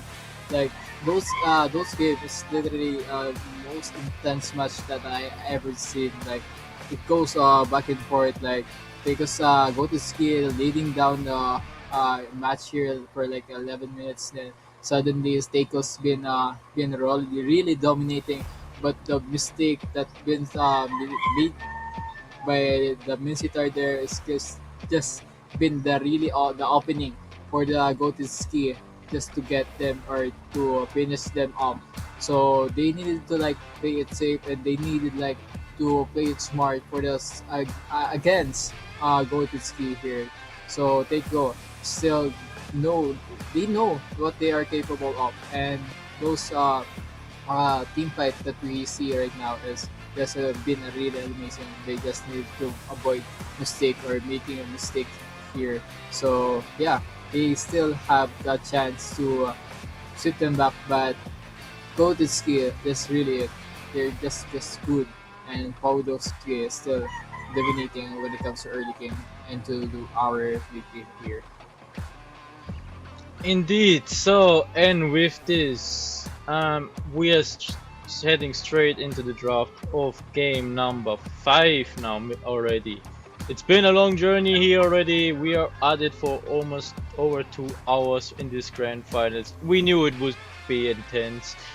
We saw lots of crazy games so far, and here we are in the draft. Arteku going for the same bands as before. They decide this time it's time to ban the Guinevere because she was very oppressive in all those games before. Like all the spatial migrations with the Violet Requiems were amazing here from the representative from Team Goatskin those games here. So they knew okay we have to stop that. We need to put an end to it. Banning out the Guinevere is probably the right choice. Maybe they need to ban out now the Fanny as well from Paradox. Otherwise, it's gonna be very hard to deal against it because, like, yes, you could theoretically have find out a draft against the Fanny, but it's better to just ban it at this point. Otherwise, you're gonna make your own lives harder for no reason. Feria getting banned out now as well, realizing okay, she was also very strong hero and she was very hard to deal with. So we probably need to get rid of her too. And our team Gotski going for the same bans as before, like going now, for example, again for the Khalid ban or going for the Harif ban, like what are they gonna do this time around? I expect them to band out the same heroes as before because they are the ones leading right now.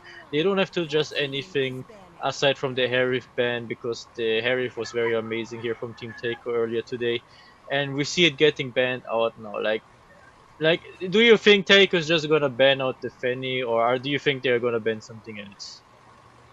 I think they're just gonna go ban for a Finey right now. But if they're planning to pick an Akai here, they might actually not ban Fanny here since they have an Akai. But it's not gonna be hard for Fanny here against an Akai. They just need to play it well, and they just need or to play smart. And it goes like a mechanically advantage for the side of Paulo C here. But what we see right now is just a big adjustment for them. They already banned the Windy Beer and also a Preya, but might be. Ooh, Oh, Yushin Shin. hmm. We haven't seen a Yushin Shin right now, but still, they ban it out. They're so I mean, shocking. like, I am confused. Like, what is the plan of Team Taiko by banning out the Eastern Shin? Like, are they going for a fifth time Fredrin? Like, Yeah, they we might. have seen his appraisals rough. Like, we can see what this hero can do, but is this the right choice here? Yeah. But Khalid, Uh, oh, this is not what we expect, but it always been banned for the side of the goated ski. But Ruby is still up there, and maybe they will go for a fighting here. It's just open. That Badang will now be used for the side of goated ski here. So it's gonna be an interesting match because we haven't seen Khalid, we haven't seen another hero. Might be another hero for Paulo C here again, once again. So it's gonna be like X board or Alpha once again for the side of him. So it's a matter of, you have a lot of choice to make, and like you can go like for Fanny once again because it's not really been gonna be, it's not gonna be hard for you because these two heroes are not just good as having Kaja on your side. So yeah, really interesting one. they are deciding to go for the sun yet again. This gives now the opportunity for Paradox to pick his Fanny, as you can see. Like, if Yeah. I see the sun pick and I'm Paradox, I would be also like, wait, we already played against something similar like this. Let me just go Fanny again, because Fredon is the same hero, Sun is the same hero. The only pick that changed is the Khalid here, but I don't know if he's gonna be able to make a difference here against the Ruby, against the Badang. Like, the Fist Crack and the Wall Breaker are just a bit too oppressive here from the Badang, and you also have the I'm offended from Ruby. Like, what is the game plan from Team Taiko in this game? Oh, what their plan's gonna be, but it's quite interesting for them because they know how Pawadoxi, how good his funny was, and it's gonna be hard for them. And seeing this guys with a funny, it's gonna be a really a fast game for him. But as we enter for the fifth match of the game, it's gonna be Teiko and Golden Ski with a match point here. What we will see right now, it's just a complete combination once again for Goto Ski, or maybe a sweep for the side of Taker here. So, we see already lane cutting coming in here from the Khalid. Very smart decision. All Goldsky are basically doing the same strategy as most of their previous games, sharing the mid lane, going to the side lanes. I mean, the lane cutting from Khalid has the advantage that Ruby is not able to get all the minions from the wave. She's still getting most of it. She's also at least getting the XP cannon, which is the most relevant minion in this wave. And we see Badang getting his minions as well, and Sun being a bit poked though. Look at the poke damage Badang is dealing to the Sun. Like, very well played here for already from the start of the game. Fanny already in the area on the mid lane. Paradox. Once he hits level 4, it's gonna be a very dangerous situation. Badang needs to play this out carefully though, because he knows he can get ganked before the turtle, especially without his level 4, so he needs to play that safe. Brethren is farming. We see them maybe contesting this Lito though, like that's interesting. And who's gonna secure the Lito, who's getting hit it, and it's Paradox at the end of the day, because for some reasons they both didn't have retribution in that situation, and now we see them both fighting for the same jungle creep for the lava golem. Paradox able to secure it, and he got his cutthroat, gets the first blood on Brethren as well. Very unlucky here right now for Taiko, as we see Paradox going in for another one, gets the double kill onto the Sun. Like, it's not a perfect start for Taiko right now. Yeah, this is the bad part of this. Having a funny on your enemy side, it's gonna be hard for you. I don't see Khalid. What's the plan here? If you get Khalid and you are up against Fanny, what you can do? And what we see right now, Golden Ski just holding the blue buff here for the side of Fanny, but it's gonna be a 2v1 Pedrin versus the two of this fighters hero. It's gonna be hard for him. He will now be taken down. And he gets a kill, and they will just get the blue buff here. And Sun, killing spree from this guy once again. This is a completely domination. It's just 2 minutes into our game. It's just the teams still have the 4 kills right now, and Pawadoxi with the 3 kills. I don't know what's the plan for the side of Rico. They have Khalid right now, but it's not really been an effective hero for them because he is up against Ruby here and he can just cancel the second skill him out and they will just go for another kill or another tower dive here for our top lane. Gonna be a Oh, baby no, oh, satchel nice. it's gonna be enough and he will now be not be taken down but wow, what an outplay coming in from our Khalid here. 3v1 and it's gonna be him taking down the Badang here in our top lane.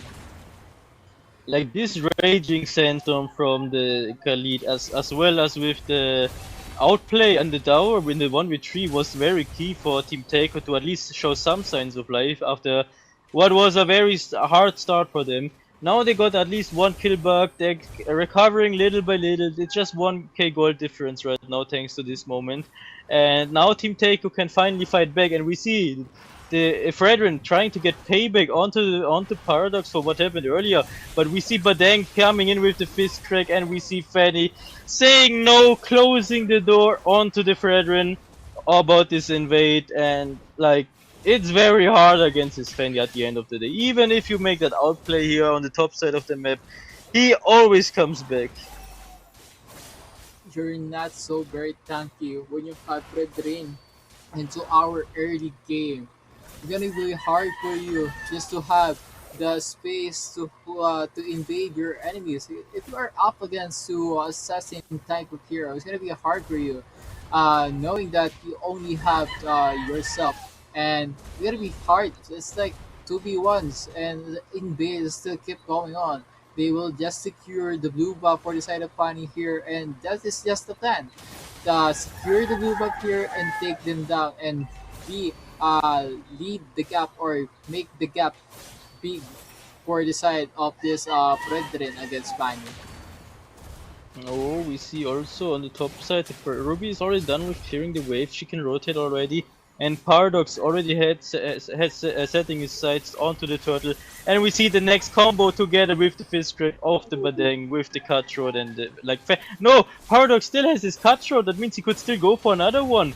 He's maybe going for Sun or for Khalid at this point because the lanes are winning so far. Khalid cannot apply pressure onto the Ruby, as we can see here.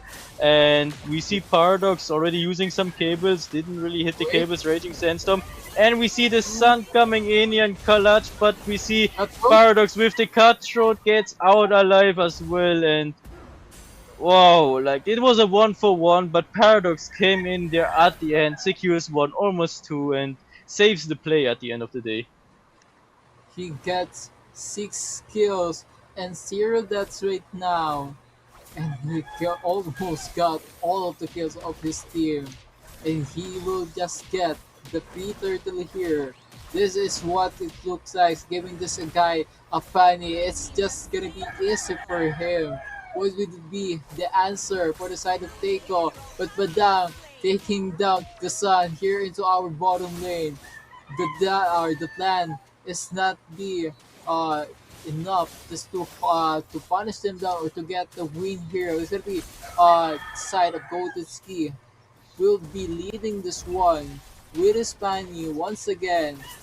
He will just invade. He will just keep going, stealing all those buffs onto our side of our brethren here. It's gonna be a 2v1.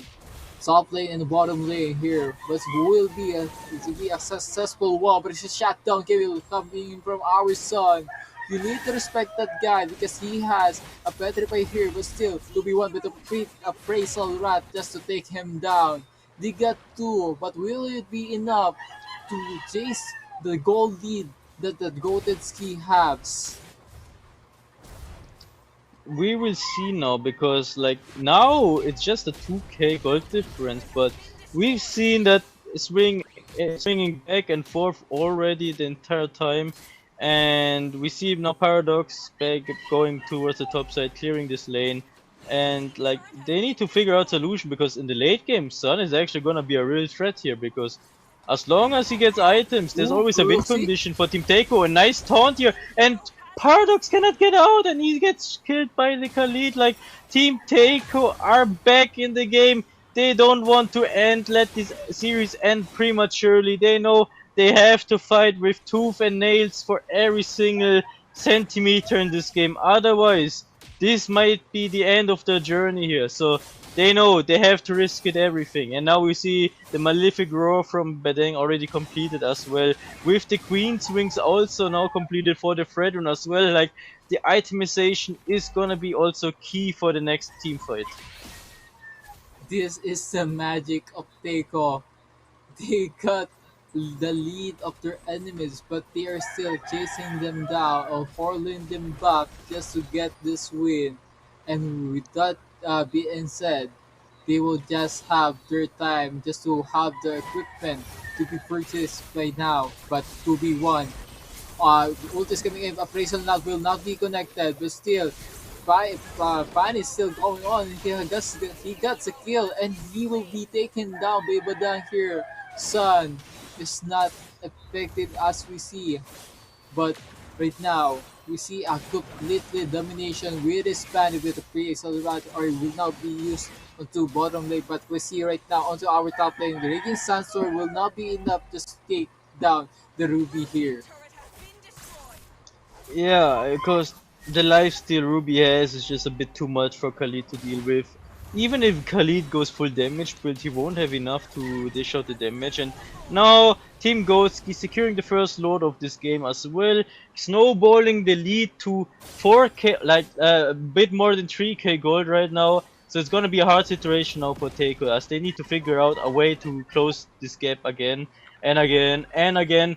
But they've been able to do this magic over and over again. Like, now we have a little problem though with Badeng getting the 101 kill onto Khalid with the fist track and the wall breaker. Like, that was a very interesting moment here, and we see the minions are pushing in on the bot lane. Sun is defending on the mid lane. Nobody's protecting the Lord, which is a perfect opportunity for Takeo. But Correct. here's Paradox. He's chasing down, but he's out of mana, out of energy. He needs to go back to his buffers, as this Lord might not be as useful and not as good utilized as you would expect. Won't even be able Wait. to charge it Oh, at this point. And we see the Badang with the fissure enough, and then we see Khalid with the Raging Sandstorm and the Flicker trying to get a kill there, but Paradox wait. still alive. I can get Sun this is one. down, and I think they actually maybe be able to end it with Khalid now being chased down as well. But I don't think this minion is enough here, unless no, they're not gonna try because it's just one minion. But they got the mid inhibitor, and we've seen we've seen these games before. We've seen the same exact Oh situation. yeah. Only mid inhibitors down from Team Taiko, but they can still be very persistent and keep on fighting in this game. We've seen them do this once and twice. We can maybe see it a third time yet again. Like, they have everything still available. Even if there's a gold deficit, you have a sun, and you have all the spells needed to make something happen. Yeah, you just needed some time just to get him back. But Khalid's here will be the one last be left here. So it's gonna be a free kill coming in from them. So will be the golden ski just to push the towers down here into our bottom lane. But Brethren still defending this one. And Sun Gold will be enough the damage that will keep going on. But Stone's skill will now be used, but the place on the rock will not be connected. But still, 3 man's down for the side of Takeo's hero. But Khalid's about to respawn. Will it be enough just to defend this one? And Golden Ski just will try to finish them off. Just try to finish this guy. It's just not enough because it's gonna be a Power Doxy taking so much damage and Ruby taking them down. So it's gonna be Golden Ski. It's not still finishing off, but right now, yeah, Golden Ski is officially our champion for this match of the 3v3 Challenger Cup, and Golden Ski will win this match. congratulations to Goldsky. They played this. They gave it their all. Same as Taiko. We've seen Taiko making this very interesting in most of the matches, fighting relentlessly, not giving up a single time, and they pushed Gotski quite to their limits. Like the score of course didn't reflect that, but we've seen those games where it got very close, so they deserved it. And we also see a back-to-back champion now. First the 101 and now the 3v3, all under Paradox's belt now. Like, is he gonna go next for the 5v5? Yeah, he might gonna go for a 5v5 championship right now, and this just really been gatekeeping this tournament. It's like if you have Pawadoxi on your side, it's gonna be literally a win for you. It's gonna be an easy game for you because this guy is absolutely uh, he's too good, man. Indeed, and yeah, and I hope you all enjoyed it. We also loved casting it for you. I am Boss Wolkenstein, joined here by Kisik, and thank you also everyone for watching this. Thank you also for the organizers and the facilitators for this event. It was a pleasure joining this event here, and I hope to see you in the future in more events.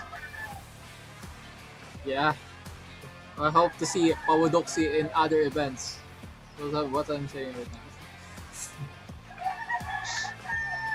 And don't forget about the don't forget we still have one more redeem code for you everyone, so make sure to not miss out on it. And this is it for today, and see you next time everyone. Bye bye. Bye bye.